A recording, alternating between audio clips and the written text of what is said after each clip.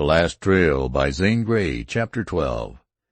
The sun had begun to cast long shadows the afternoon of Helen's hunt for Jonathan, when the borderman, accompanied by Wetzel, led a string of horses along the base of the very mountain she had ascended. "Last night's job was a good 'un, I ain't gainsayin', but the redskin I wanted got away," Wetzel said gloomily. "He's safe now as a squirrel in a hole. I saw him dartin' among the trees with his white eagle feathers sticking up like a buck's flag," replied Jonathan. "He can run. If I'd only had my rifle loaded. But I'm not sure he was that arrow-shooting Shawnee."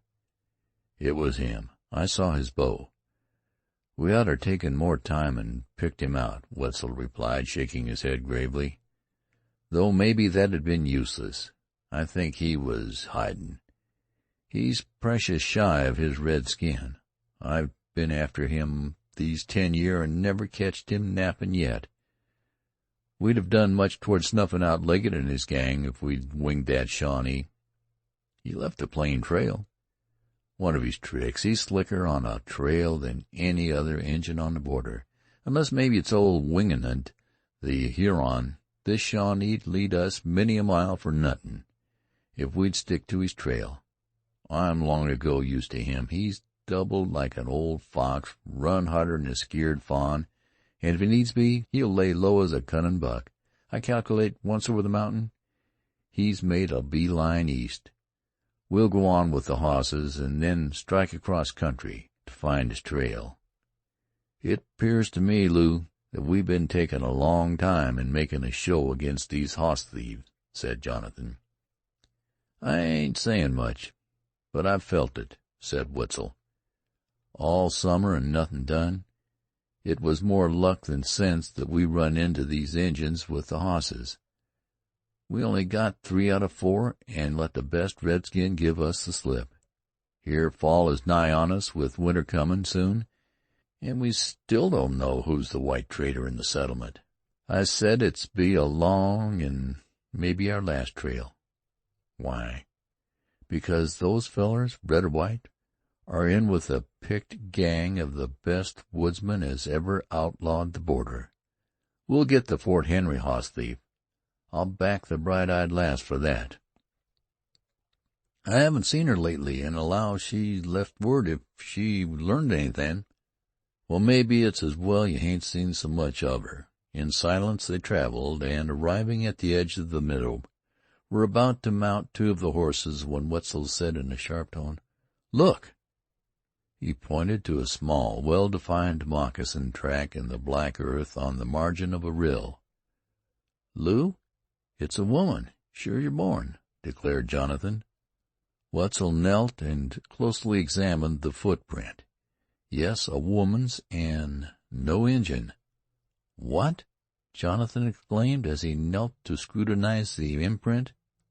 "This ain't half a day old," added Wetzel, "and not a redskin's moccasin near. What do you reckon?" "A white girl alone," replied Jonathan, as he followed the trail a short distance along the brook. "See, she's making upland. Wetzel, these tracks could hardly be my sister's, and there's only one other girl on the border whose feet will match 'em. Helen Sheppard has passed here, on her way up the mountain to find you or me." "I like your reckoning." "She's suddenly discovered something. Injuns, hoss thief, the Fort Henry trader, or maybe, and most likely, some plotting. Being bound to secrecy by me, she's not told my brother, and it must be called for a hurry. She knows we frequent this mountain top. Said Eb told her about the way we get here." "I'd calculate about the same." "What'll you do? Go with me after her?" asked Jonathan. "I'll take the hosses and be at the fort inside an hour. If Helen's gone, I'll tell her father you're close on her trail. Now listen, it'll be dark soon, and a storm's comin'. Don't waste time on her trail. Hurry up to the rock. She'll be there if any lass can climb there. If not, come back in the mornin'. Hunt her trail out, and find her. I'm thinkin', Jack, we'll find the Shawnee had something to do with this. Whatever happens after I get back to the fort, I'll expect you hard on my trail." Jonathan bounded across the brook. With an easy lope began the gradual ascent. Soon he came upon a winding path. He ran along this for perhaps a quarter of an hour until it became too steep for rapid traveling, when he settled down to a rapid walk. The forest was already dark. A slight rustling of the leaves beneath his feet was the only sound, except at long intervals the distant rumbling of thunder. The mere possibility of Helen's being alone on that mountain, seeking him, made Jonathan's heart beat as it never had before. For weeks he had avoided her, almost forgot her. He had conquered the strange, yearning weakness which assailed him after that memorable Sunday, and once more the silent, shaded glens, the mystery of the woods, the breath of his wild, free life had claimed him. But now, as this evidence of her spirit, her recklessness, was before him, and he remembered Betty's avowal of pain, which was almost physical, tore at his heart. How terrible it would be if she came to her death through him. He pictured the big, alluring eyes, the perfect lips, the haunting face, cold in death, and he shuddered. The dim gloom of the woods soon darkened into blackness. The flashes of lightning, momentarily streaking the foliage, or sweeping overhead in pale yellow sheets, aided Jonathan in keeping the trail. He gained the plateau just as a great flash illuminated it, and distinctly saw the dark hollow where he had taken refuge in many a storm, and where he now hoped to find the girl. Picking his way carefully over the sharp, loose stones, he at last put his hand on the huge rock. Another blue-white, dazzling flash enveloped the scene. Under the rock he saw a dark form huddled, and a face as white as snow, with wide, horrified eyes. "Lass," he said, when the thunder had rumbled away. He received no answer, and called again. Kneeling, he groped about until touching Helen's dress. He spoke again, but she did not reply. Jonathan crawled under the ledge beside the quiet figure. He touched her hands. They were very cold. Bending over, he was relieved to hear her heart beating. He called her name, but still she made no reply. Dipping his hand into a little rill that ran beside the stone, he bathed her face. Soon she stirred uneasily, moaned, and suddenly sat up. "'Tis Jonathan," he said quickly. "Don't be scared." Another illuminating flare of lightning brightened the plateau.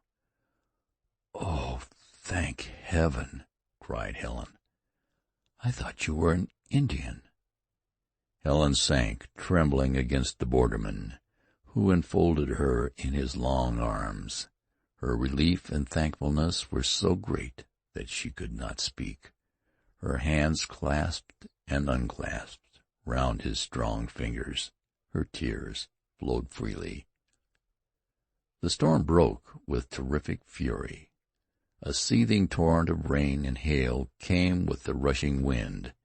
Great heaven-broad sheets of lightning played across the black dome overhead. Zigzag ropes, steel blue in color, shot downward. Crash and crack and boom, the thunder split and rolled the clouds above. The lightning flashes showed the fall of rain in columns like white waterfalls, borne on the irresistible wind. The grandeur of the storm awed and stilled Helen's emotion. She sat there watching the lightning, listening to the peals of thunder, and thrilling with the wonder of the situation. Gradually the roar abated. The flashes became less frequent. The thunder decreased. As the storm wore out its strength in passing, the wind and rain ceased on the mountain top almost as quickly as they had begun, and the roar died away in the distance. Far to the eastward, flashes of light illuminated scowling clouds and brightened many a dark, wooded hill and valley. "Lass, how is it I find you here?" asked Jonathan gravely. With many a pause and broken phrase, Helen told the story of what she had seen and heard at the spring. "Child, why didn't you go to my brother?" asked Jonathan. "You don't know what you undertook. I thought of everything, but I wanted to find you myself. Besides, I was just as safe alone on this mountain as in the village." "I don't know but you're right," replied Jonathan thoughtfully. "So Brandt planned to make off with you tomorrow." "Yes, and when I heard it I wanted to run away from the village." "You've done a wondrous clever thing, lass. This Brandt is a bad man and hard to match. But if he hasn't shaken Fort Henry by now, his career'll end mighty sudden, and his bad trail stop short on the hillside among the graves, for Eb will always give outlaws or Injun decent burial." "What will the colonel or anyone think has become of me?" "Wetzel knows, lass, for he found your trail below." "Then he'll tell Papa you came after me?" "Oh, poor Papa, I forgot him. Shall we stay here till daylight?" "We'd gain nothing by starting now. The brooks are full, and in the dark we'd make little distance. You're dry here and comfortable. What's more, lass, you're safe." "I feel perfectly safe with you," Helen said softly. "Aren't you tired, lass?" "Tired? I'm nearly dead. My feet are cut and bruised, my wrist is sprained, and I ache all over. But, Jonathan, I don't care. I am so happy to have my wild venture turn out successfully." "You can lie here and sleep while I keep watch." Jonathan made a move to withdraw his arm, which was still between Helen and the rock, but had dropped from her waist. "I'm very comfortable. I'll sit here with you, watching for daybreak. My, how dark it is! I cannot see my hand before my eyes." Helen settled herself back into the stone, leaned a very little against his shoulder, and tried to think over her adventure, but her mind refused to entertain any ideas except those of the present. Mingled with the dreamy lassitude that grew stronger every moment was a sense of delight in her situation. She was alone on a wild mountain in the night with this borderman, the one she loved. By chance and her own foolhardiness this had come about, yet she was fortunate to have it tend to some good beyond her own happiness. All she would suffer from her perilous climb would be aching bones and perhaps a scolding from her father. What she might gain was more than she had dared hope. Breaking up of the horse-thief gang would be a boon to the harassed settlement. How proudly Colonel Zane would smile! Her name would go on that long roll of border honor and heroism.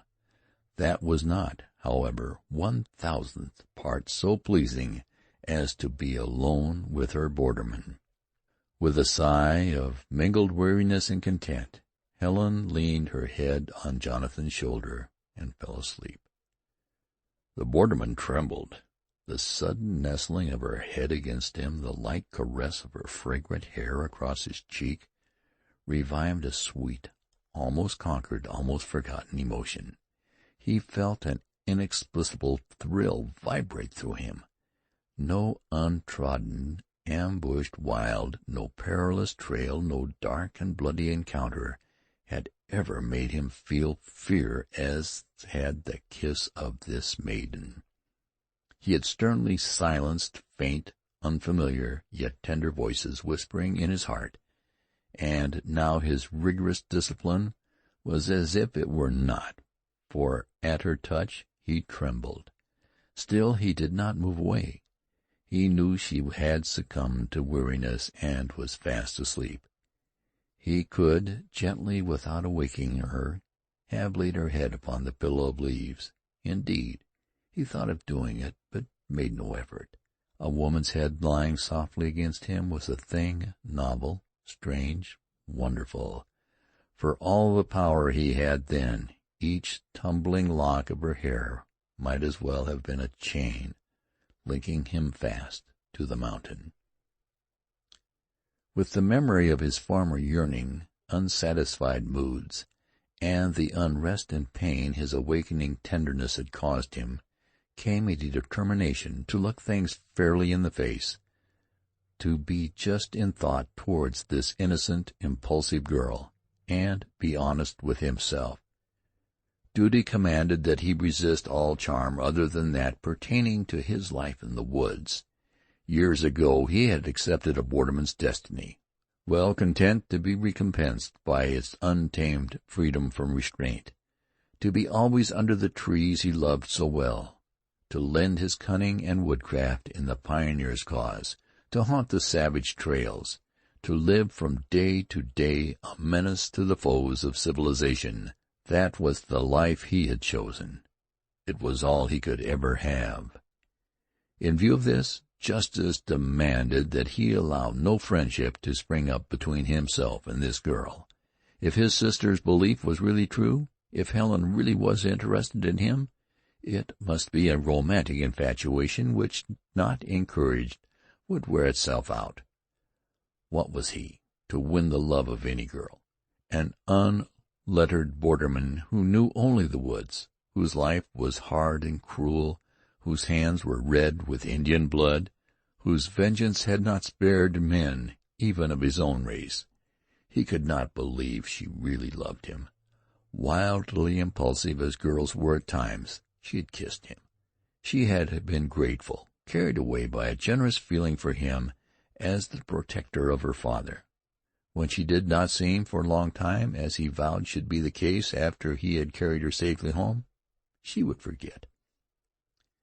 Then honesty demanded that he probe his own feelings. Sternly, as if judging a renegade, he searched out in his simple way the truth. This big-eyed lass with her nameless charm would bewitch even a borderman unless he avoided her. So much he had not admitted until now. Love he had never believed could be possible for him. When she fell asleep, her hand had slipped from his arm to his fingers, and now rested there lightly as a leaf. The contact was delight. The gentle night breeze blew a tress of her hair across his lips. He trembled. Her rounded shoulder pressed against him until he could feel her slow, deep breathing. He almost held his own breath, lest he disturb her rest.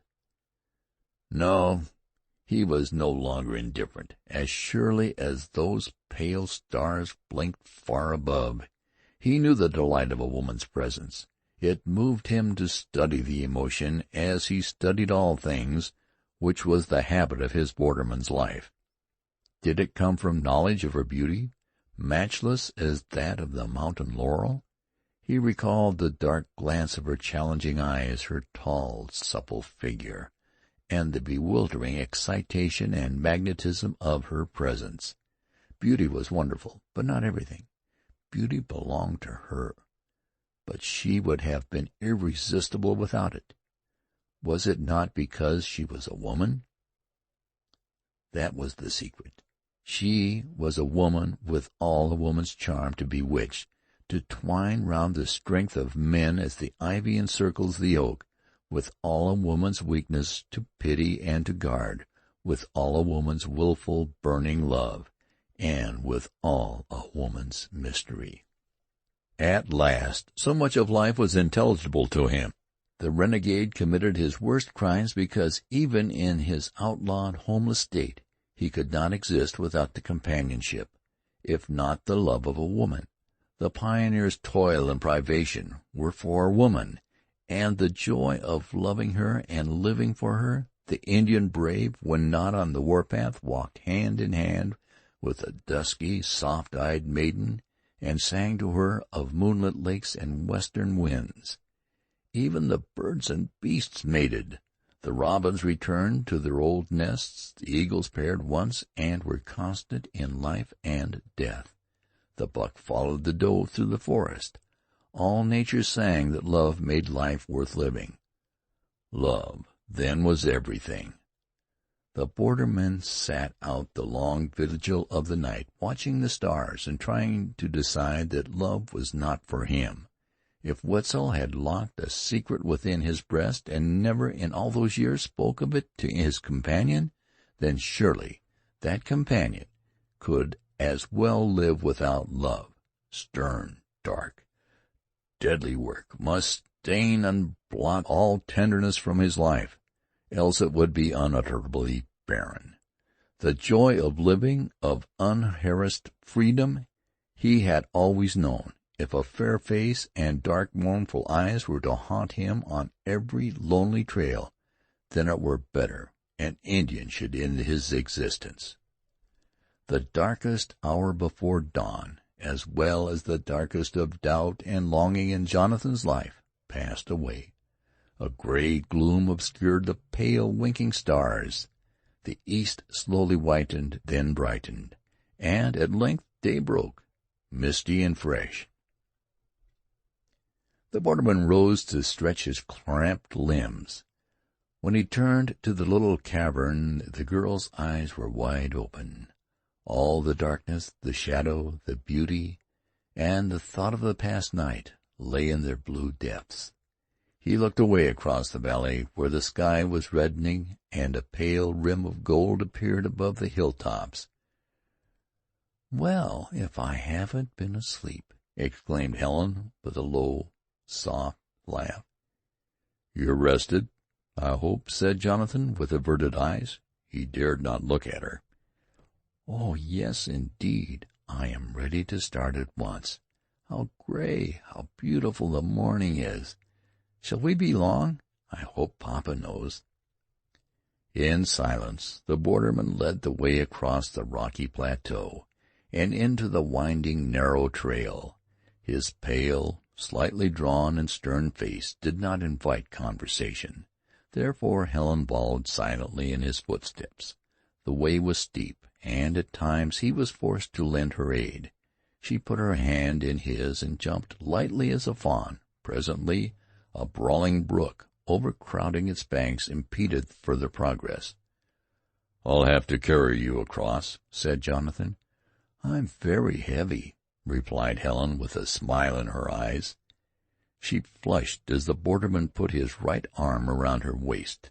Then a clasp as of steel enclosed her. She felt herself swinging easily into the air and over the muddy brook. Further down the mountain, this troublesome brook again crossed the trail, this time much wider and more formidable. Helen looked with some vexation and embarrassment into the borderman's face. It was always the same, stern, almost cold. "Perhaps I'd better wade," she said hesitatingly. "Why, the water's deep and cold. You'd better not get wet." Helen flushed, but did not answer.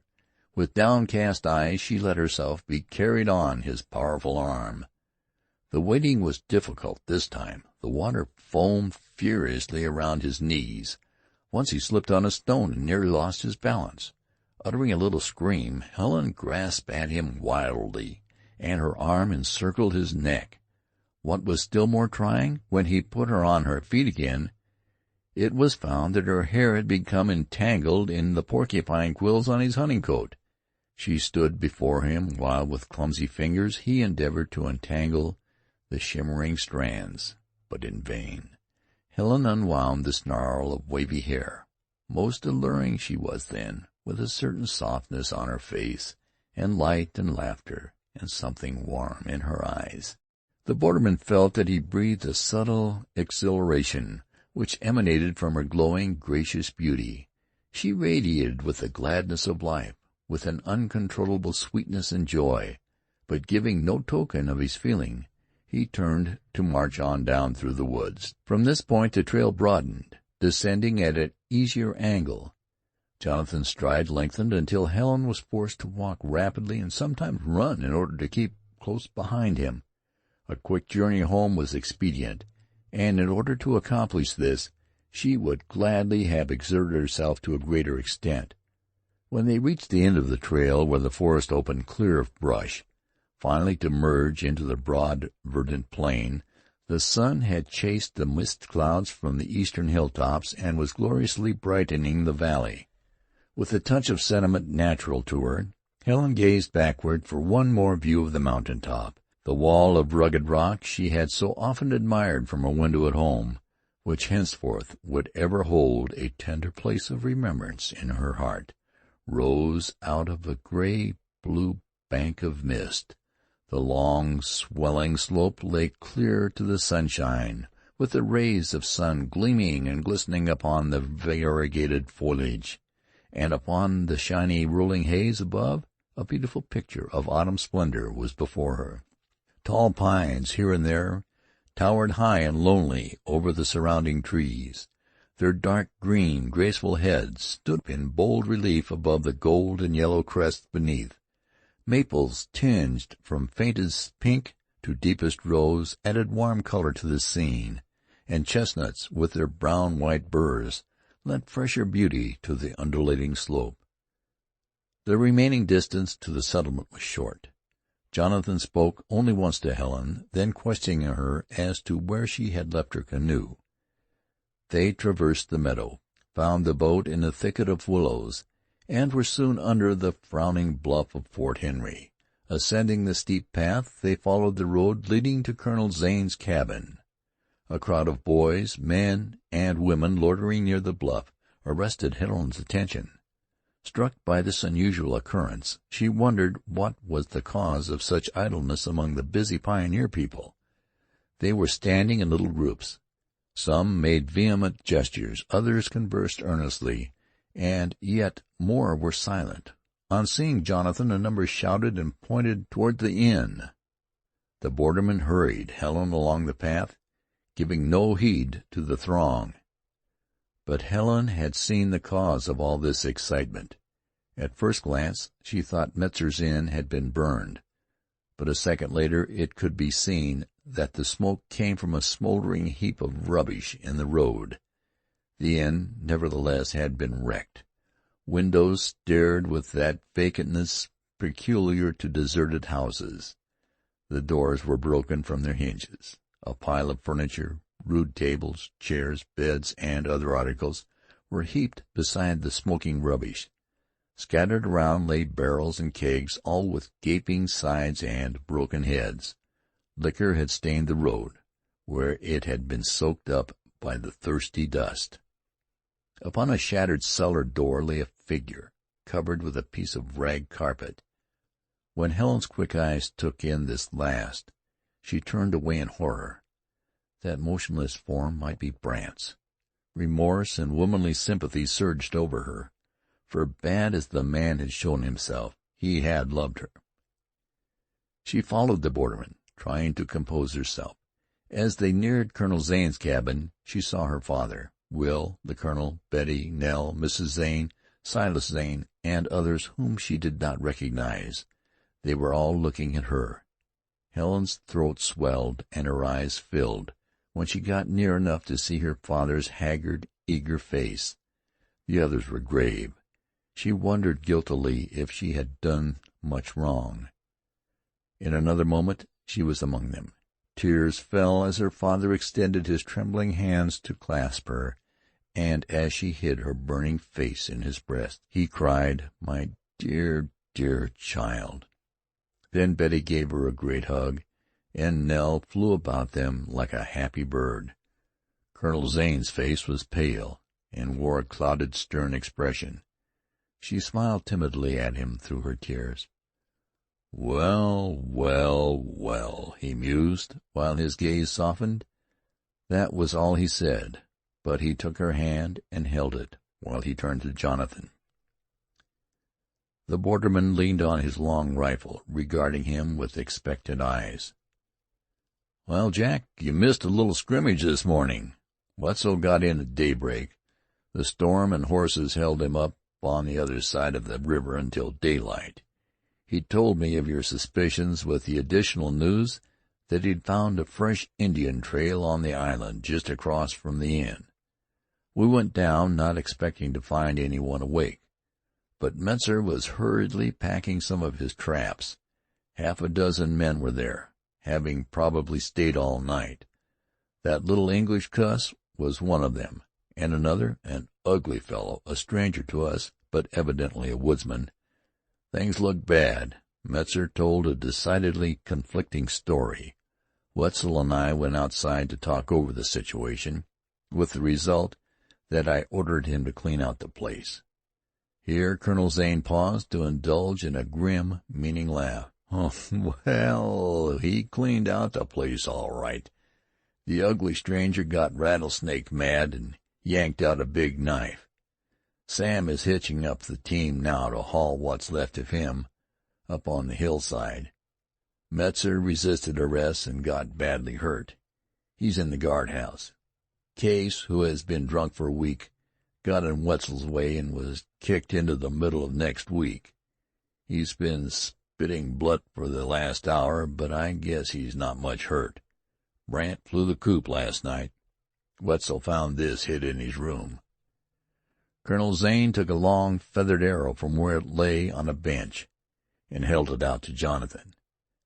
"The Shawnee signal. Wetzel had it right," muttered the borderman. "Exactly. Lew found where the arrow stuck in the wall of Brandt's room. It was shot from the island at the exact spot where Lew came to an end of the Indian's trail in the water. That Shawnee got away from us." "So Lew said. Well, he's gone now. So is Brandt. We're rid of the gang, if only we never hear from them again." The borderman shook his head. During the colonel's recital his face changed. The dark eyes had become deadly. The square jaw was shut. The lines of the cheek had grown tense, and over his usually expressive countenance had settled a chill, lowering shade. "Lew thinks Brandt's in with Bing Legget. Well, dang his black traitor heart. He's a good man for the worst and strongest gang that ever tracked the border." The borderman was silent, but the fugitive, restless shifting of his eyes over the river and island, hill and valley, spoke more plainly than words. "You're to take his trail at once," added Colonel Zane. "I had best put you up some bread, meat, and parched corn. No doubt you'll have a long, hard tramp. Good luck." The borderman went into the cabin, presently emerging with a buckskin knapsack strapped to his shoulder. He set off eastward, with a long, swinging stride. The women had taken Helen within the house, where no doubt they could discuss with greater freedom the events of the previous day. "Shepherd," said Colonel Zane, turning with a sparkle in his eyes, "Brandt was after Helen sure as bad weed grows fast, and certain as death Jonathan and Wetzel will see him cold and quiet back in the woods." That's a border saying, and it means a good deal. I never saw Wetzel so implacable, nor Jonathan so fatally cold, but once. And that was when Miller, another traitor much like Brandt, tried to make away with Betty.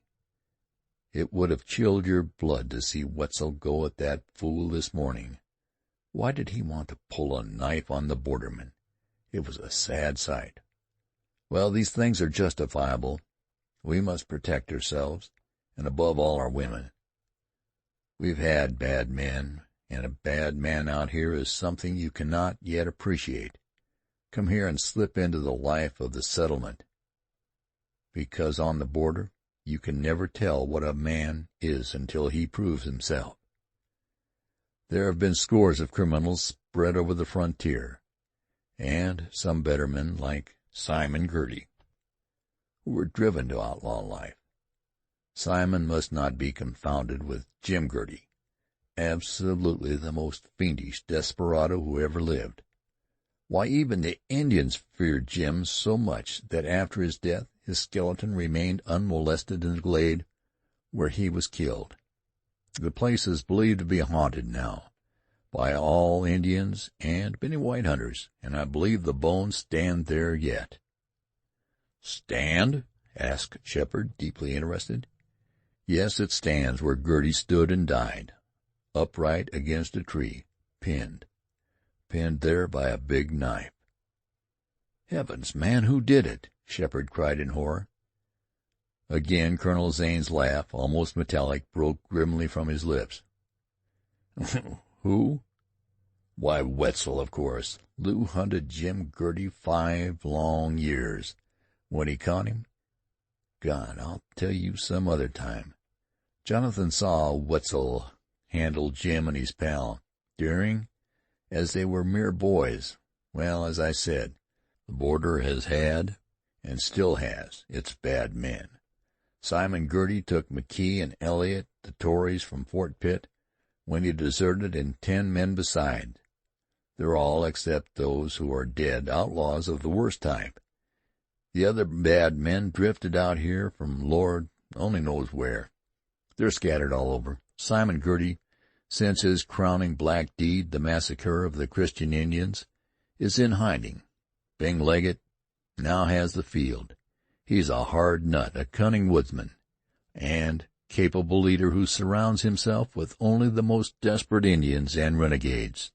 Brandt is an agent of Legget's, and I'll bet we'll hear from him again. End of Chapter 12.